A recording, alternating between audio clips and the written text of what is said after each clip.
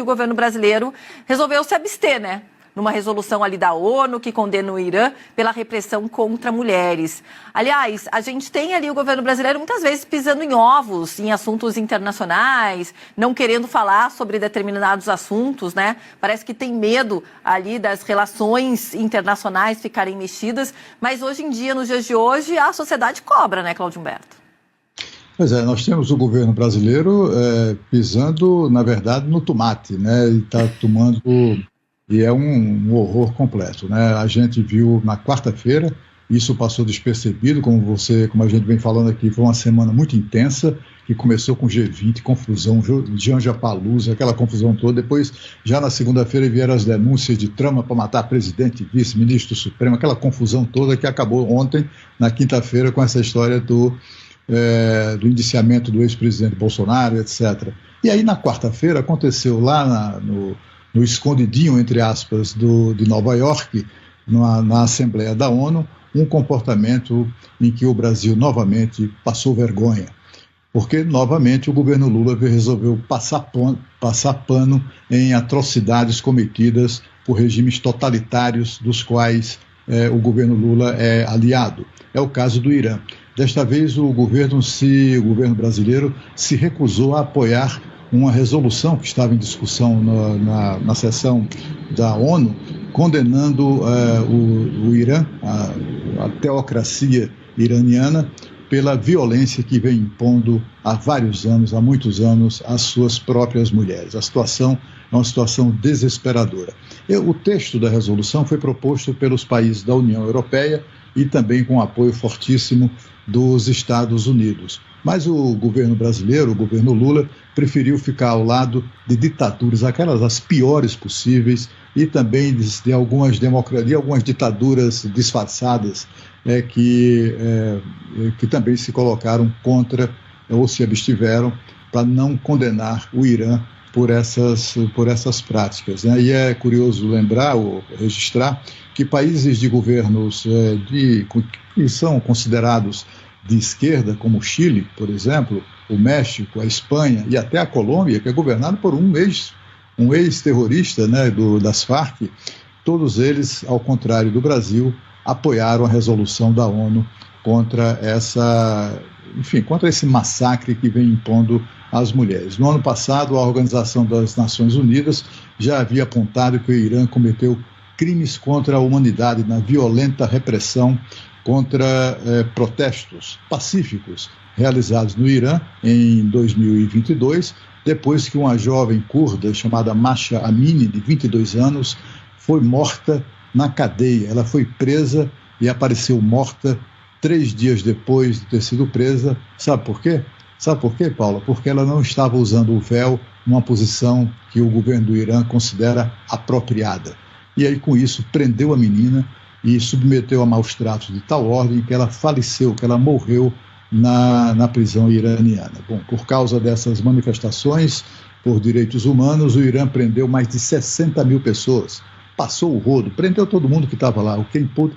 Quem o Irã pôde prender nas manifestações, prendeu famílias inteiras, homens, mulheres, crianças, adolescentes. Quem estava participando, quem estava na área do protesto, todo mundo foi recolhido, foi preso.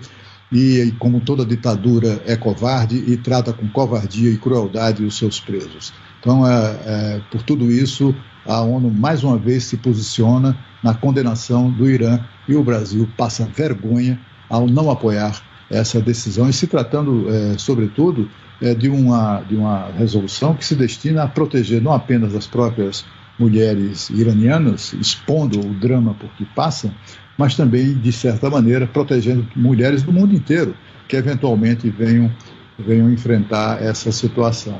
Você sabe, Paula, que a nossa colega Sônia Blota, correspondente do Grupo Bandeirantes de Comunicação em Paris, ela que já conhece, que já viajou o mundo inteiro, acabou de chegar de Baku, já passou antes por Kazan, na reunião lá do G20, enfim, depois de viajar o mundo inteiro fazendo coberturas excepcionais, maravilhosas, como só ela sabe fazer, ela nos disse hoje, no jornal Gente, que o Irã foi o país em que ela foi mais maltratada em todo o mundo. Sabe por quê? Por ser mulher, apenas por isso, por ser mulher. E é exatamente esse país que o governo Lula resolveu passar pano. Que horror, né? A gente em 2024 tendo que falar disso, né? E um governo em que tem tantas plataformas e tantas promessas aí a respeito dos direitos femininos e dos direitos das mulheres, né? De igualdade. Mas a gente também, em alguns momentos, a sociedade clamou por uma mulher no STF no lugar de Rosa Weber, um pedido que não foi atendido.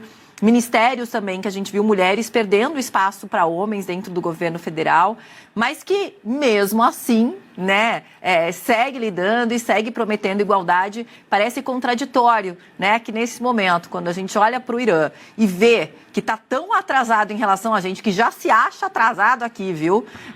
E eu que sou mulher, sei muito bem, muito andou, mas está muito atrasado. E você acaba sendo contraditório, o governo é contraditório nesse caso, né, Claudilberto? Porque você promete tanto, diz tanto está ao lado das mulheres, e num caso absurdo como esse, em pleno 2024, você não se posiciona da maneira como os eleitores ou os próprios brasileiros esperariam, né?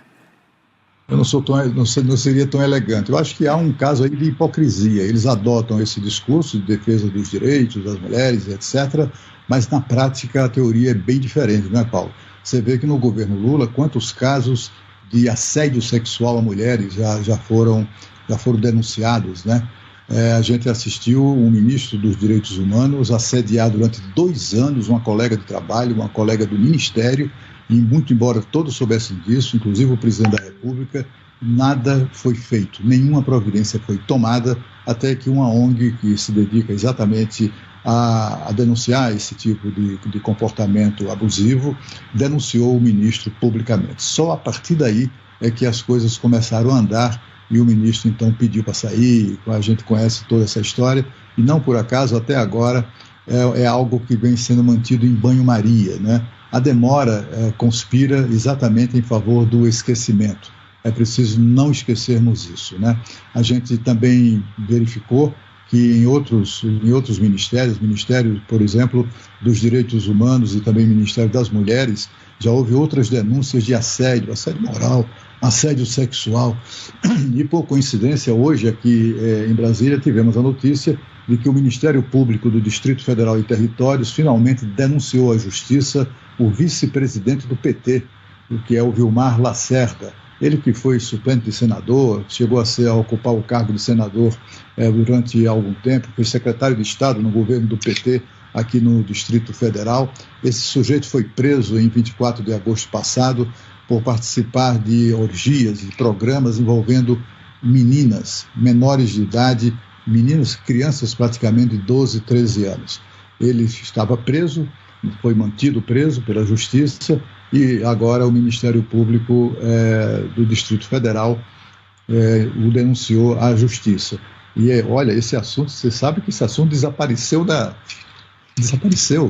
Ele foi preso aí, acabou assim, é como se não houvesse acontecido, né? Se o Ministério Público não tomasse essa iniciativa, a gente ia ficar muito tempo aí sem ter o que falar a respeito desse caso.